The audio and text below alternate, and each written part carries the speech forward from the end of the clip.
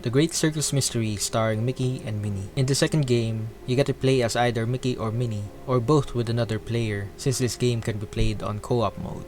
The game starts out with Mickey and Minnie on a bus as they travel to the circus at the edge of town where they are going to spend the day together in. Mickey and Minnie sees Goofy walk away from the circus as he tells them that everybody from the circus has gone missing. Mickey and Minnie go to the circus in order to find out what's really going on. As they arrive, they are greeted by circus-themed creatures, and posters of Pete are plastered on the walls of the circus tents everywhere they go. You find Donald as he scavenges inside this large circus crate. Once he jumps at the sound of your voice, the crate opens up and a bunch of Mickey blocks are sent flying out of it, as well as the first unlockable outfit called the Sweeper outfit, which allows either Mickey or Minnie to suck up certain enemies with a vacuum cleaner bundled with the outfit. The enemies turn into coins, which you could then use for purchasing items in shops later on. The boss in the first level is a lion, whose mane detaches itself from the lion's head, propelling towards every direction to deal damage to you. You defeat the lion, and the curtains fall down to congratulate you for completing the level. When you get to the second stage, two ghostly figures greet you.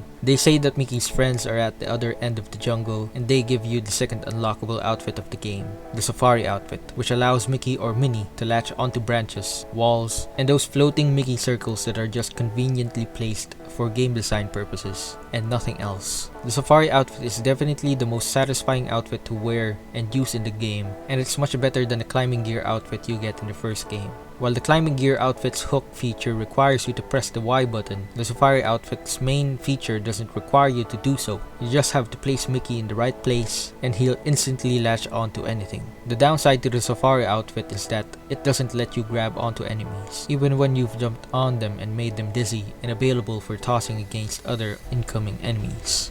Once you get to the third stage, you are greeted once again by the two friendly ghosts, along with Pluto. Turns out that Pete's no longer an emperor of this world, but instead holds the title of Baron. This is the reason why pictures of him are found back in the circus, and why everything and everyone seems to have been acting strange lately. The two ghosts provide you with the cowboy outfit, which is the most irritating outfit to use because of the lack of control whenever you want to jump while using the outfit. You're technically already jumping all the time, but if you want to jump higher, you could either time it perfectly or fail a few times and accidentally fall off the screen. The only thing good about the cowboy outfit was its ability to shoot any enemy you come across. Other than that, and the Desperado dash ability, this outfit sucks. And this is further proven by the one segment in this stage where you're actually supposed to use the Safari outfit in order to change the gravity of the room you're in. Just imagine living a life as a tool, but instead of being used, you're put back into the toolbox, while another, more efficient tool is brought out to take your place and purpose for existing.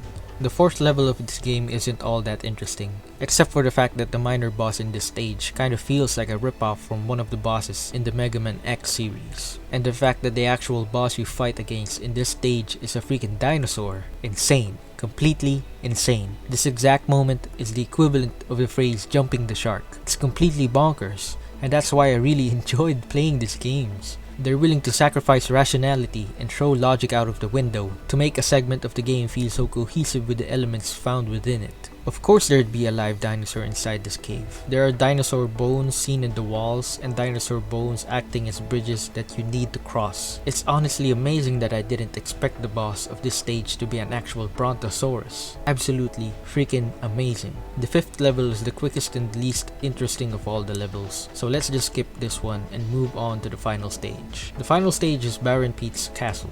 At this point, it's evident that this game series knows that it's basically taking tropes from some of the popular video game franchises, such as Mega Man, Super Mario, and a little bit of Zelda as well. But the developers do it in such a fancy way that these classic video game tropes are given a different kind of taste or feel to them. And in the process, they make these tropes their own, unapologetically so, but uniquely their own all the same. As you reach the final boss room, you are greeted by Baron Pete, who's wearing a slightly different robe and horned crown and is facing the camera this time around, rather than facing you head on. Once you deal enough damage, Baron Pete transforms into a red dragon, while still maintaining the same facial features as his normal state of being. And once you defeat his dragon form, the camera pans to the next room, revealing a purple orb. Pete's essence goes into the orb, and Mickey holds the orb up. Minnie, Pluto, and the two ghosts appear to congratulate him for defeating Baron Pete. And Mickey asks Pluto if he'd like a game of catch, a nod to the very beginning of the first game in this series. As Mickey throws the orb out into the far distance, the sky clears, and he and Minnie enjoy the scenery from the castle's balcony.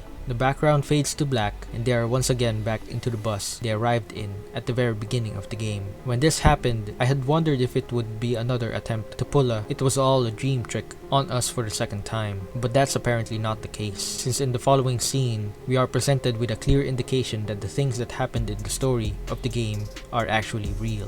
The ghosts are there with them, and instead of them being greeted by a hollow circus, the circus is lively and filled with joy and laughter.